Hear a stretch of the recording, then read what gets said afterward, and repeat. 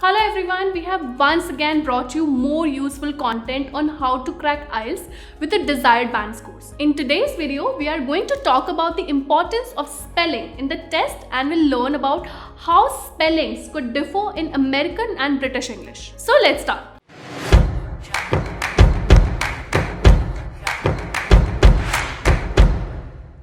Spelling in the IELTS exam would be important in two modules which are listening and writing. In the reading test, the candidates will be anyway copying the spellings from the passage. And in speaking, of course, you would only be speaking. In the listening test, since the text will be in the form of audio, there will be no support for spelling words correctly. You will listen to the recordings and write the answer. Make sure you spell the words correctly. Even if you got the right answer from the audio, but you spelled that wrong, you won't be getting any points for that. Well, turns out Cambridge is quite strict when it comes to spelling words. So, in short, wrong spelling equals to incorrect answer, which equals 0 point in that question. Further, in the writing test, candidates need to write elaborate responses, which makes it highly likely for the test takers to commit spelling errors in this module. Too many spelling mistakes could drop the level of comprehensibility and create problems for the reader. Since the write-up could not be easily understood or followed, this would adversely affect the overall writing band score. Poor spelling can surely do a lot of damage. Here is how. If there are 4 major spelling errors in your writing task, then half a band will be deducted. If the number goes up, the deductions do too. More mistakes, lower bands. That is why we cannot overlook our spelling issues and we must work on them before taking the test. Here is a list of few words which are commonly misspelled. You might find them helpful. Let's learn a little about British and American English now and how they may affect how words are spelled. There is in fact a clear distinction between British and American English. It exists in the form of different sounding accents, pronunciation, vocabulary, spellings and even grammar. Narrowing down to spellings, we have a long list of words that are differently spelled. For instance, the very common confusion between color and color. C-O-L-O-R is the American way and C-O-L-O-U-R is British. Luckily, we have some patterns which help us to check whether a word is spelled in the US or UK English.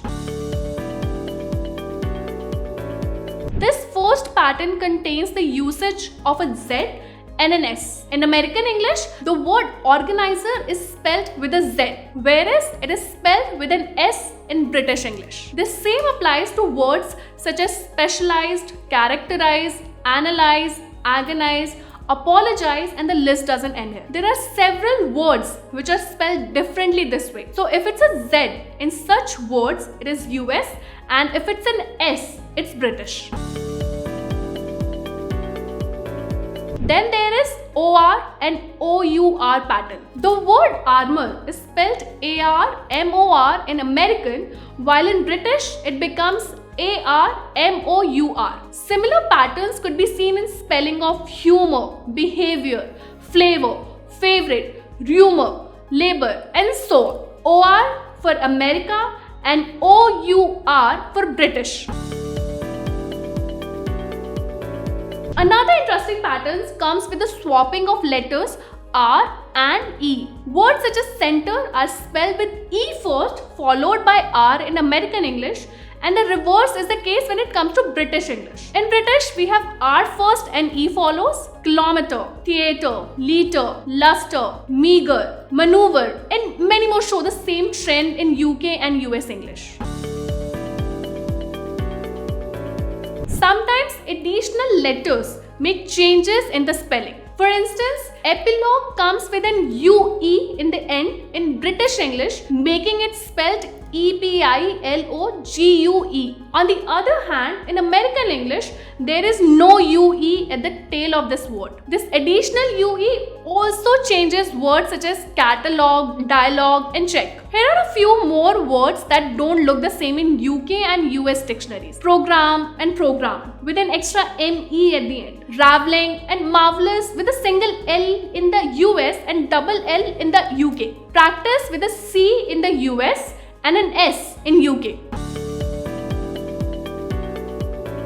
Such patterns make it look easy to understand how to identify which word belongs to which dictionary. But this gives rise to another question. Which spelling should we use in IELTS? British or American? Here is answer. IELTS stands for International English Language Testing System. It says international, not British or American only. So both British and American English spellings are considered standard and acceptable. You can write color with or without a U in it. That's not a problem. Cambridge acknowledges both of them. The only condition here is to follow either of them. You can choose between American and British. If you're following, for example, British for one word, then all your words should be in British. The same goes for American English. There should be uniformity in your language in both listening and writing tests, as mixtures are not desired.